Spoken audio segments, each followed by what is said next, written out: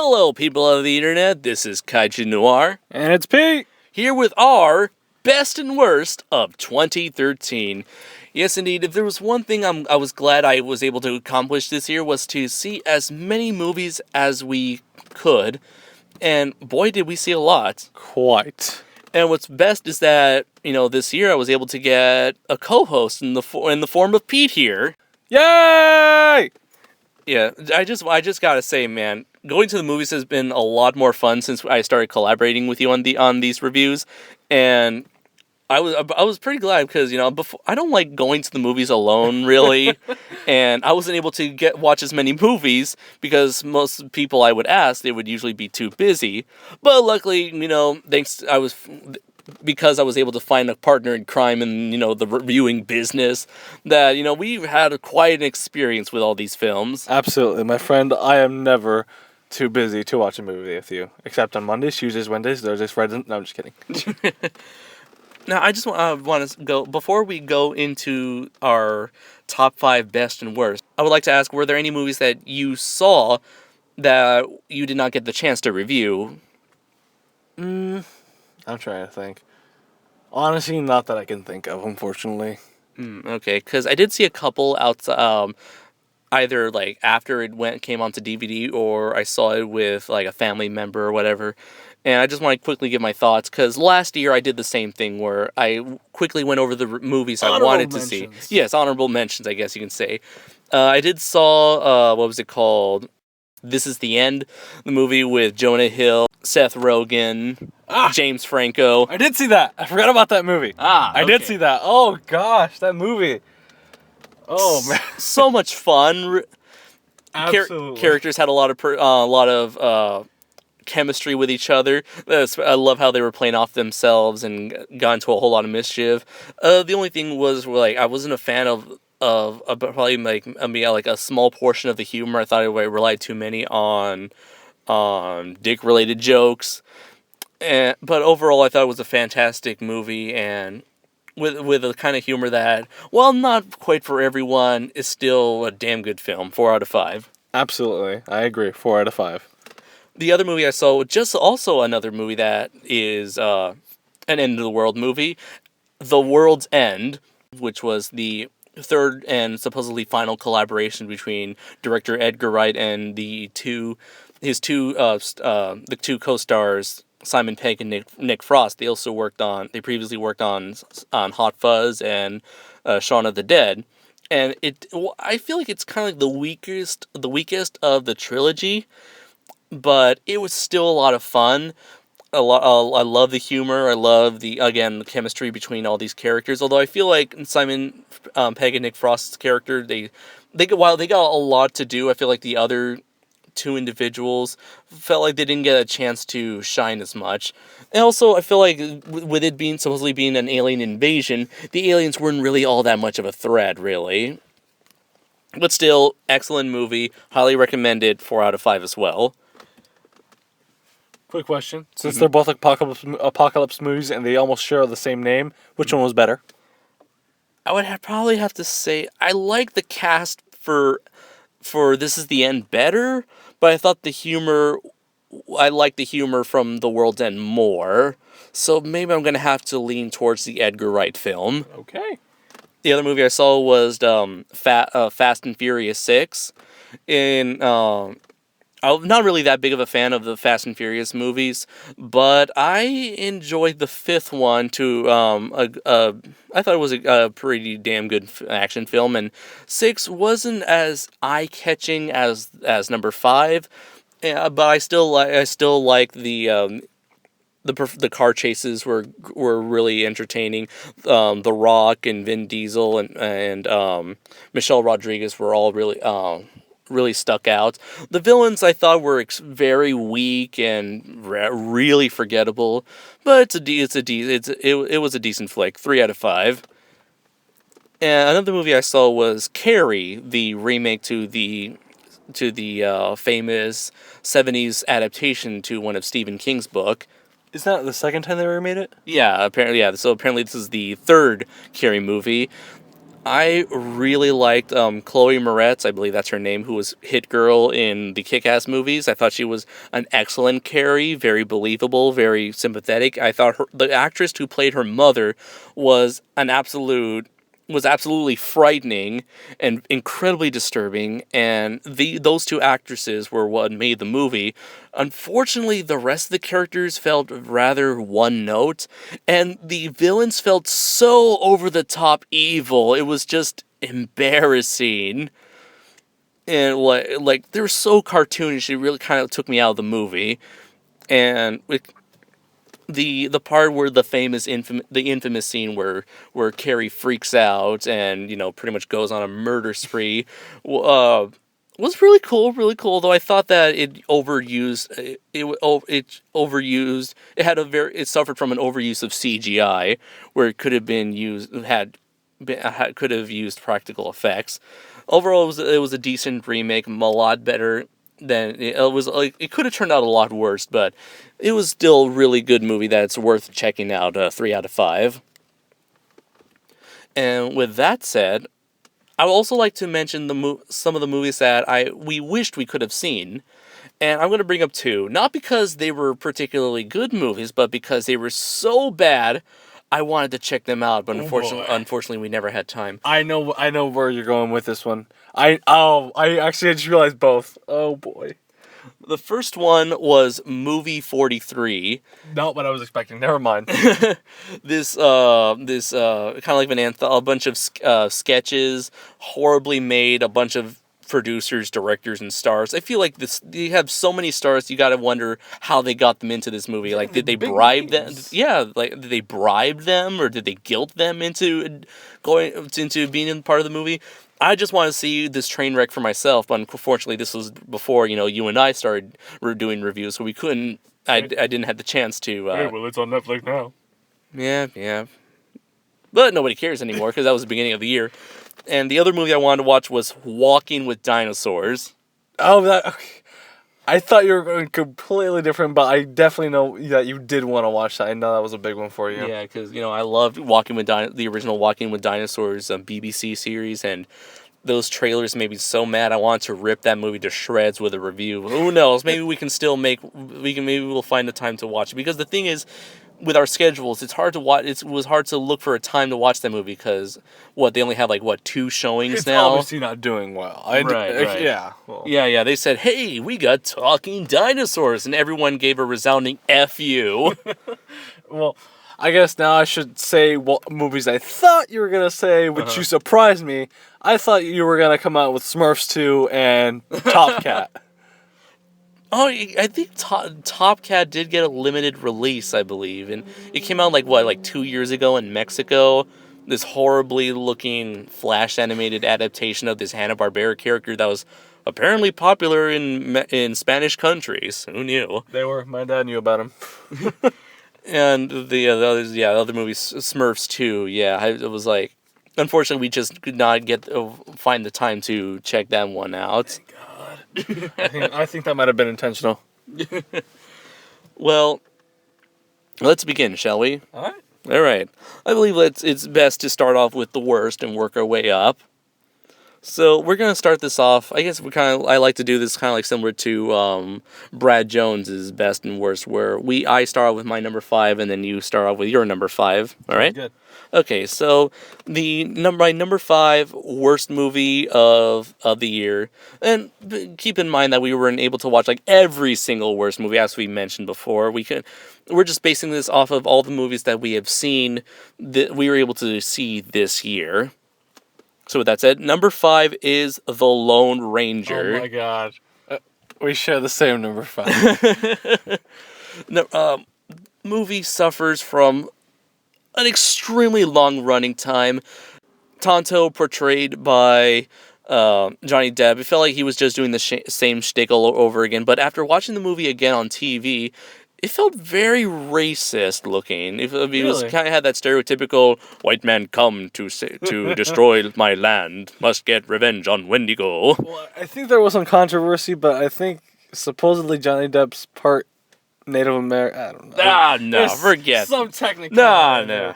Nah. Hell, I'm part Native American. For all you know. For all I know, yeah. Agreed. Yeah, well, your thought? That was my top 5 as well, and like you said, it did suffer for a long time.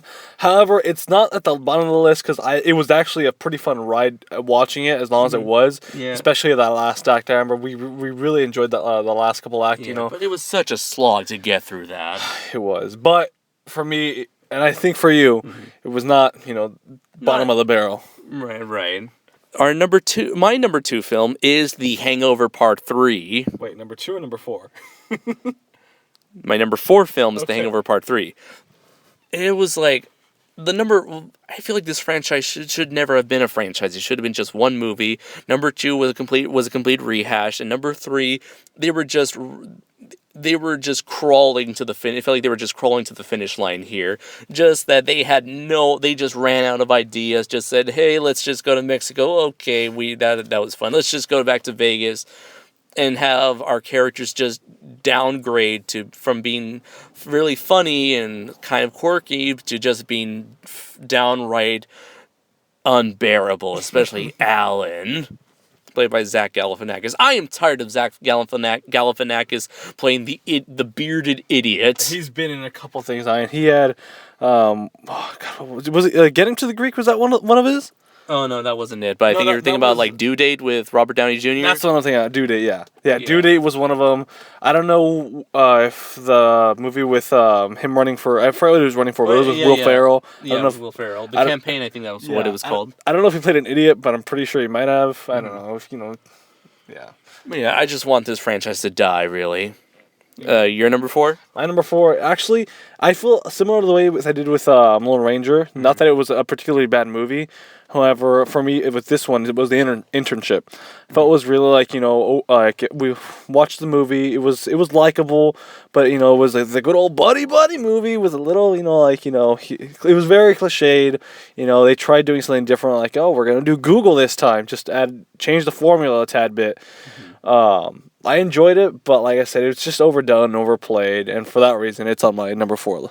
I almost put The Internship on my list because the movie's so painfully predictable. I mean, we were able to predict the entire plot just by watching the trailers alone. But I thought that Vince Vaughn and Owen Wilson, they had enough chemistry to keep off the top 5. It's still one of the worst movies I saw this year, but not as bad. I didn't think it was as bad as the other movies I had on my list. So, number 3 would be a movie that I saw really early in the year, 21 and Over, or as I like to call the second-rate version of The Hangover. Oh my God. It was like really very sophomoric college humor, very forgettable or unlikable characters. It was, even to this day, like, it's been so long, I can't remember much from that movie. I just remember hating the movie and going, ugh, every time there was a joke that happened and everyone was like, I'm like, what's wrong with you people? I saw your review for that, and I agree. I think the movie I would compare to that was that came out the year before was Project X. Same concept, same everything, essentially. Yeah, I don't know, maybe I wouldn't say I'm not a fan of drunk humor, but I've seen other movies that do drunk humor better. The thing is, they're making them like fresh off the line. Like I said, you had Project X the year before that. Then you had 21 and Over. They keep trying to use push them out. Mm-hmm. Yeah. Your number 3? This might surprise you. My number 3 is Man of Steel. Really? Wow.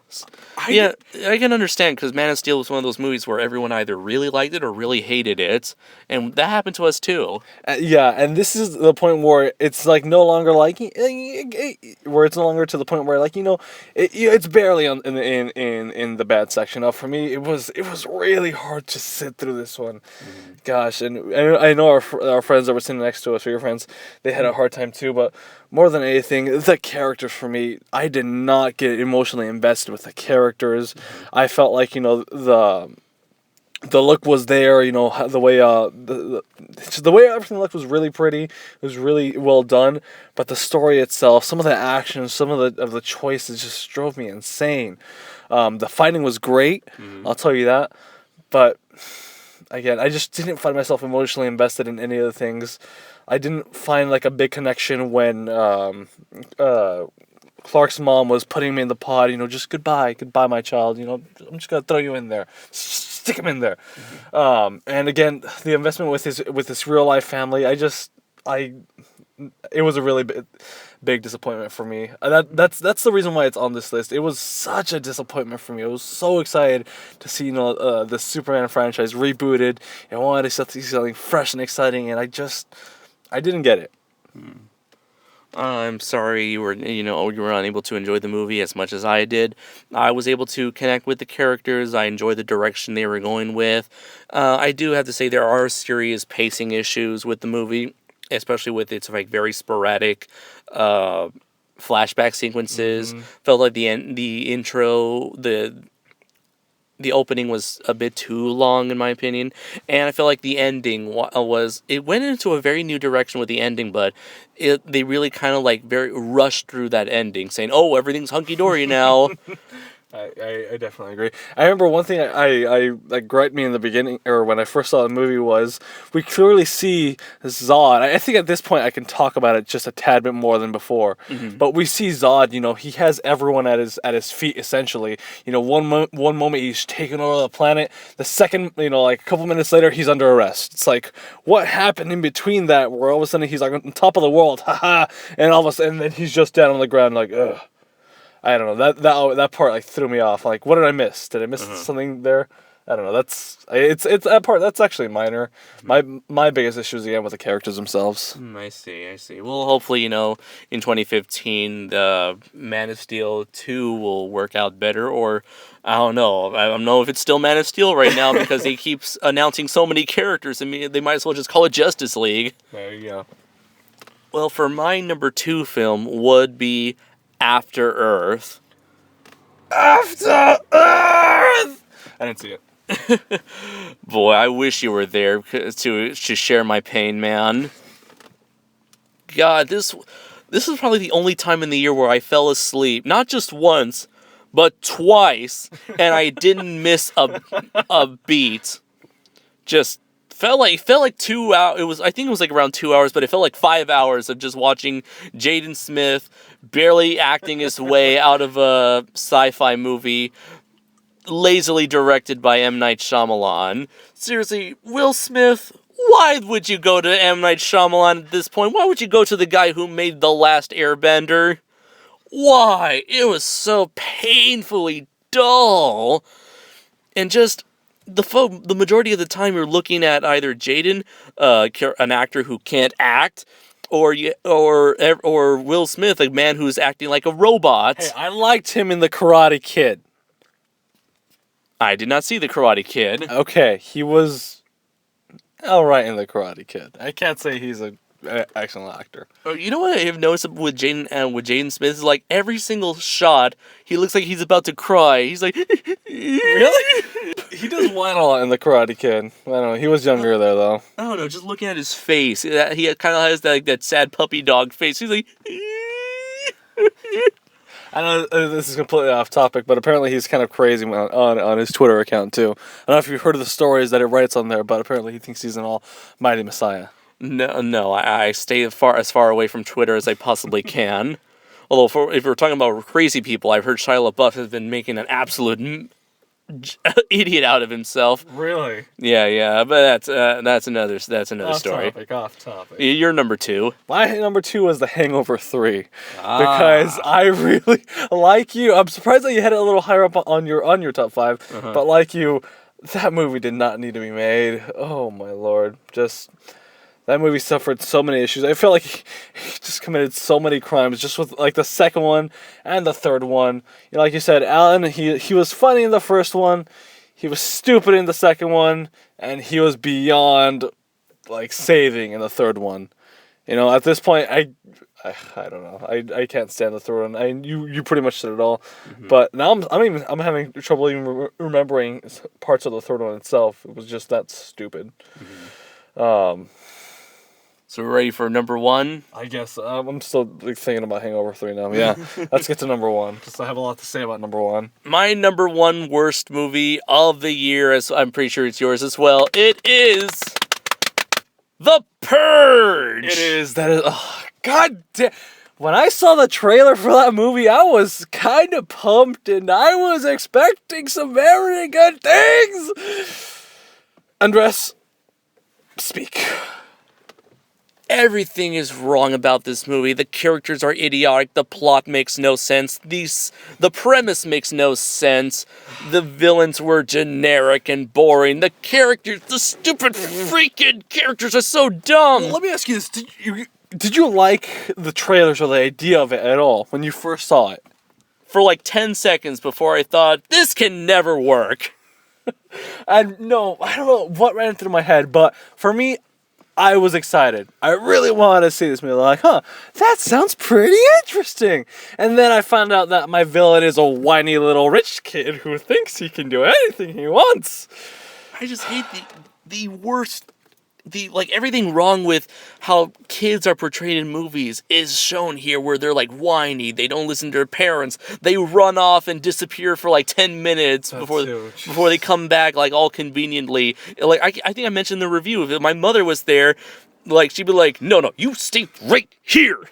I'm grabbing your arm and I'm not letting go. In a situation like that, absolutely. Stay in one room with your guns. Jesus Christ. Have a freaking safe room. Then again, they did have a totally different situation, but, it doesn't matter. The movie was stupid. Beyond stupid. And then you have, what a twist. That little twist, that wasn't really a twist because you saw it coming a mile away. You were just waiting for it to happen. Right. But one thing was that you had that annoying woman that you want to see her get her comeuppance so bad, she gets a rifle to her face. That was the only thing I liked about that movie. The mother of the family grabs this other woman's head, bashes her face. But smashes in her face with a rifle and smashes her face on the table. Yeah. Easily worst movie of 2013. My God, what a disappointment. And what's sad is that everyone went to see that movie and it's getting a sequel. What's even worse is that I saw this, my cousin. Well, my family was at my cousin's house for Christmas. They went to maybe it was a couple days before Christmas. He went to the Red Box, picked out The Purge. Oh no. And I saw the movie again, and I remembered every single thing that I hated about it. Did anything change? No, it was just like I saw it in the theater. So... And what's even stupid is that my cousin yo man, that's dope. That's man, that is awesome. This movie's sick. I'm like, what the fuck is wrong with you? No, the crazy part, actually it's not crazy, it makes perfect sense.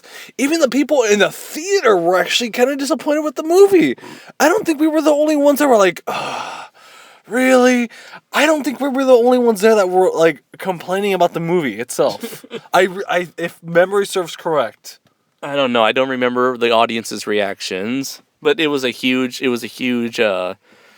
crowd. I'm pretty sure there was a lot of other people who liked it, sadly. Well, we've put the worst behind us. Now let us... I forgot we had a top 5. It's alright. At the end of... We're at the end of the tunnel, where it's a light at the end of the tunnel, my friend. So let us get to our top 5 best films of 2013. So my number 5 film would be Iron Man 3, which is really weird. It's kind of funny how I've looked at the general reception to Iron Man 3, and pretty much everyone was disappointed with it in some way, shape, or form, whether it be the twist about the Mandarin or the overall tone of the film. They felt like some people thought it was going to be the advertisements advertised it as a much more darker film. Yeah. But I still really enjoyed it. I thought the twist about the Mandarin was very creative. I was okay with the more lighthearted tone. I mean, it's Iron Man. He's a much more lighthearted character. I thought the story and the tone fit his character, and I really liked the story. It felt like the conclusion to a trilogy. I really hope they don't make any more Iron Man movies, because this felt like a very fitting conclusion. Until Avengers. Until Avengers, yeah. Like, if we like put on the armor for Avengers, and yeah. But, oh, and of course, like, it was a very awesome movie, especially with, like, the ending with all those different Iron Man suits. Do you still feel like the movie deserves a 5 out of 5 that you gave it? Maybe I may have overpraised it a That's bit, what I yeah. was Because I feel thinking, like I felt like this year I overpraised it a bit. I felt like there were several movies I overpraised, like Monsters University, Iron Man 3, Star Trek Into Darkness. I feel like I overpraised them too much, but well, I guess that's something I can learn from going into 2014. So, what was your number 5? My number 5 was actually The Hobbit. The Desolation of Smaug. Mm-hmm. I really liked the movie. It brought me back into a big adventure. I probably shouldn't be judging it in this way, but for me it has to do with the fact that I haven't seen the original or the first Hobbit movie, and I really want to piece them together. Maybe after that my opinion will change on it. But for what it was a great adventure. I hate that goddamn cliffhanger though. I'm still pissed off about that. But the cinematics are great. Just with these movies, that's what I love about the Lord of the Rings movies. They're a grand, series. It's a grand thing, and I love that about them. But I don't know. I feel like as amazing and as lovely as it was, it wasn't my favorite movie, and. As a film, it's definitely up there, and I'm pretty sure it definitely tops some of the ones on my list that I have. However, in terms of enjoyment, I feel like I got some more enjoyment out of some of the other things I have on the list itself. Okay. My number 4 film would be a movie we recently reviewed, Saving Mr. Banks. I know we just talked about it in our last review, but I gotta say, wow, like. I was really pumped up to see this movie, and it did not disappoint. And there was so much to love about this film, and wow, like Mrs. Travers, Walt Disney's made such a great pair. I love how how they compare and contrast with each other. Love the chemistry they had with with each other, as well as the supporting cast, and of course is about the makings of one of the most well-known Disney movies, if not of all time, but like live action Disney movies, Mary Poppins. Overall, it was a very heartwarming experience that really struck me in my heart. I honestly didn't. I completely forgot. Again, we talked about it before that movie came out in 2013, and now it's 2014. God, I'm never gonna get over that. But yeah, we just talked about it. It was a great, wonderful movie, even for someone like myself who hasn't seen the original Mary Poppins. Your number 4? My number 4, like I said, I find that some of the movies that I have on the list were much better, but I really enjoyed Anchorman 2, man. Anchorman 2, some of these movies, like I said, they're my top it's my top 5 list, and well, I feel The Hobbit is a much better movie than Anchorman 2, but just the fun and the laughter that I had, the enjoyment I had with this movie, it for me, it deserves the number 4 spot. It had me laughing throughout the whole ride, and the ending, of course. We all know what happens in the ending. Oh yeah, totally, yeah. I as much as I'm not sure. When it comes to comedies, I don't think Anchorman 2 was the best comedy I've seen this year. I'll probably have to go with The World's End, but Anchorman 2 was still a very incredibly fun ride through and through. I just love that group of characters that I got to enjoy from the first movie. They're still just as funny here. They never miss a beat. I just wish that the story was a bit more polished, but it's a movie that focuses more on the jokes than it does with the story, and the jokes were awesome enough as they were. So with my number 3 film, it would be Gravity. Interesting. Yeah, and I'm looking at the trailers. I thought to myself, this is definitely going to be a big movie. It definitely has a star power. It looks beautiful. I'm wondering what I'm gonna what this movie has in store for me, and it was just amazing. Just this one woman's journey from a woman who did not have much to live for in life to one who suddenly had the will to live and to start anew, to be figuratively be reborn as a woman with with the passion, with the spark. And it's what took her the thing that took her to get from point A to point B was this scary as heck journey through space.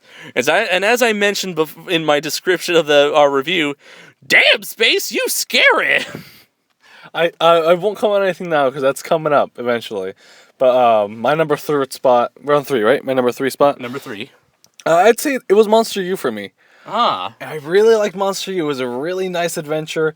It's not that often that you see a Pixar sequel. I mean, think about it. I think there was Cars 2. yeah, and Toy Story. Toy Story, Toy Story 2 and 3. And after that, has there been any other Pixar sequels? There is going to be Finding Dory. I know about that one. That one's not coming out until 2015 from what I heard. And it was definitely weird. You think like a sequel for Monsters Inc. I would have thought it would have deserved a sequel instead of a prequel. In fact, I was kind of worried that that they were making a prequel. Why make a prequel? Well, what turned out was a great movie. You got to see the development between Mike and Sully. Mm-hmm. You got to see how they grew up, their friendship, what came out of it. Some of the characters, the designs of the monsters, are very fun and unique. You got to see some of the villains become villains, or as to why they hate each other in the original movie. Mm-hmm. I just found it to be an all around fun time. It was definitely, I think it's probably the best animated movie of the year. Mm-hmm. No, I lied. Wait. No, maybe not. I can't go that far. Never mind. No. Yeah, I really enjoyed Monsters University. I absolutely loved the first movie. It's possibly after Toy Story, it's my favorite Pixar film, and this movie still had a lot of creativity, a lot of personality. I just felt. Looking back on the film now, I just wish that the story was a bit more original, because it seemed like they were going through every single cliche from most college films, especially Revenge of the Nerds. I remember we definitely talked about that, but at the same time, it does It does show some of the problems that you grow up with, or some of the issues that you deal with, throughout the movie. So I thought that was a nice thing. Yeah, it's a very relatable film. Yeah, as cliche as it is, and we talked about what was it, the internship, that was very cliche as well. But again, I just found this movie much more enjoyable. Yeah. And particularly because it is a Pixar film. It does have the more those likable characters that that you've known to love. And that third act was it really went off into a new direction. Yeah. So my number 2 film, I was really juggling between these two films because one is technically better than the other. But I love the lesser. So you're like I was. Yeah. This is like you mentioned, this is my top 5, and even though it's technically the best film I've seen this year, I'm gonna have to put it at number 2, and that is The Hobbit. Not your favorite. Right. It's my number 2 is The Hobbit, The Desolation of Smaug. The Desolation of Smaug. Desolation of the Smaug monster. And wow. All I gotta say is everything that was great about the first movie was increased times 10. This is when I want to watch the first movie. And everything that was bad about the first movie, mainly the pacing, was quickly done away with here. It's a much more action-packed story. It's much more character-driven. And oh my God, Benedict Cumberbatch as the titular Smaug. He was so amazing. Definitely one of the greatest giant monsters in the history of cinema. So great. And wow, it's definitely a spectacle to behold. and will definitely go down as one of like the best fantasy films of the year. I can't wait for next year for The Hobbit There and Back. The finale, right? The finale, I can't wait yes. for that either. Maybe after I see the complete, the first one and finally the third one. I have a feeling the third one might top one of my expectations. I mean, goddamn cliffhanger. And I don't care what you say, Adam. These movies do not need an extended edition. I don't care if there are so many notes, okay? This movie doesn't need to be that long, okay? It's long enough as it is. I don't know why each of these movies need to have an extended edition if the entire trilogy itself is an extension of the original story. Agreed. So you're number 2? My number 2 spot, I almost left that out of the list, and when I was talking about animated films, I can't believe I almost forgot. But Frozen is on this list for me. It was a Disney movie, right? Yeah, totally Disney. Pure Disney. Classic Disney. Yeah, as much as I said I didn't enjoy I didn't find the music fitting the movie. I still enjoyed it, and it was a very beautiful movie. You went about saying that it almost captured, the Disney of what was it, Renaissance Disney? Yeah, the Disney Renaissance of the 90s. I still don't know if I can classify it that well, but the story, the art, the visuals, the characters, they're all very likable. Even like some of the the cliches, which aren't really cliches, but then they are. It was just such a fun ride, and the best part is it wasn't what I was expecting. Mm-hmm. I was expecting something a little less, something a little more cliche, and what I got was just an amazing adventure. God, this movie, I really love that movie. And I would say for anyone who hasn't watched it, go watch it because apparently it's still out there. Oh yeah, it's making big bucks. Well, yeah, this is definitely my favorite animated film of the year. Truly, this was a movie that had a lot of passion and heart put into it. I love the characters, love the story, the fresh take on the Disney musical subgenre, I guess you can say. I really wish the music could have been a lot better.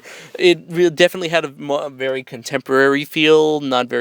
It's not something very particularly memorable, other than the one song. The one song, "Let It Go." Yeah. Let it go, let it go. I love that song. And again, not to say that the music wasn't good, because it was good. Just for me, at least for me, it didn't fit. But still, it's definitely a movie worthy of being among the pantheon of Disney animated films. And so finally, my number 1 film. And No, what is it? Hoopla! No. Bum, bum, bum, bum, bum, bum, bum, hoopla!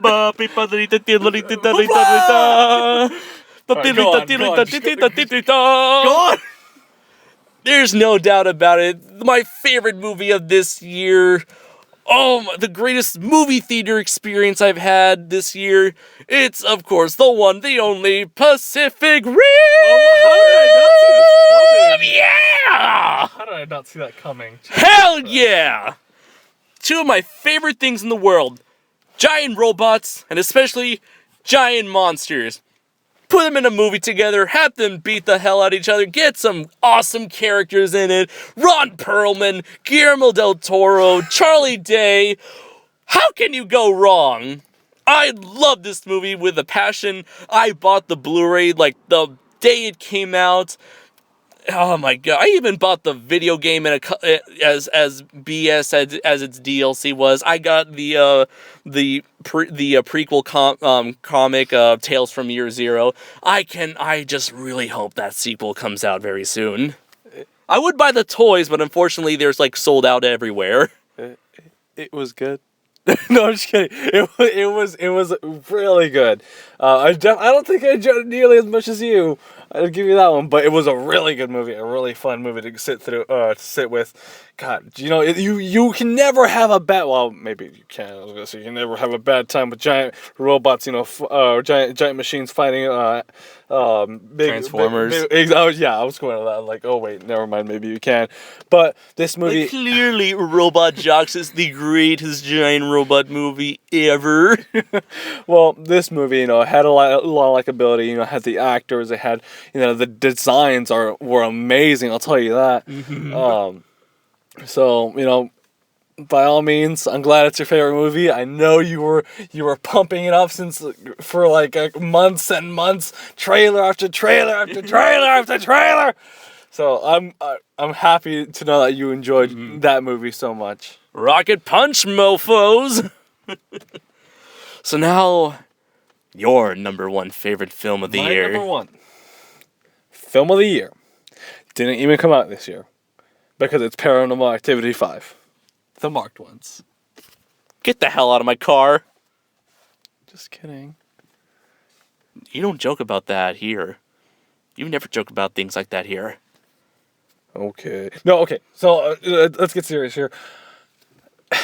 It's funny that I say this because for me, I feel my number one movie of the year was Gravity. As much as I say it's for me that it was a one-time watch, I really felt like it really got me in the moment. For it being that one-time watch, it really sunk in. You mentioned that big space voyage, but it was just the scenery, the feeling that you got. We got to see it in 3D.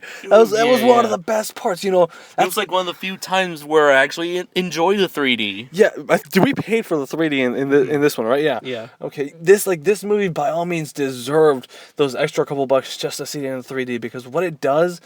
It's just breathtakingly amazing. The situations it puts you in, because you're not just watching someone, you're watching it. You're put in that position yourself almost. You're running out of breath at times just seeing what it's like.